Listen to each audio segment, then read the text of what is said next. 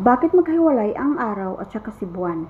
Ang alamat ng buwan at ang araw. Noong unang panahon, walang gabi at hindi natutulog ang lahat ng mga nilalang. Magkasama sina araw at buwan. Magkasama silang naglalaro sa langit at nagpapasiklab ng liwanag sa lupa. Sobrang saya nilang tuwang magkasama.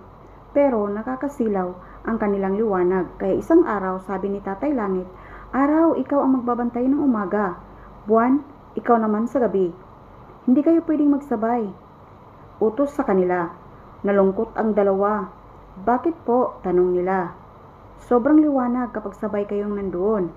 Mabubulag ang lahat ng patay at langit." Ngunit isang araw, hindi nakatuwa si buwan. Namimiss niya si araw. Sandali lang naman bulong niya. Sumilip siya habang ang araw pa.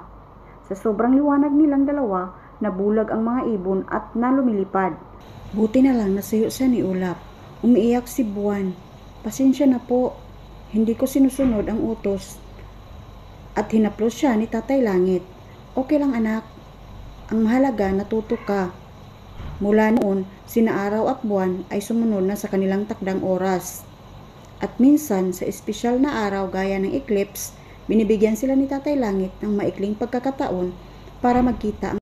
Moral: ang pagsunod sa mga pagtakaran ay hindi para limitahan tayo, kundi para mapanatili ang ating kaligtasan at ang kaayusan.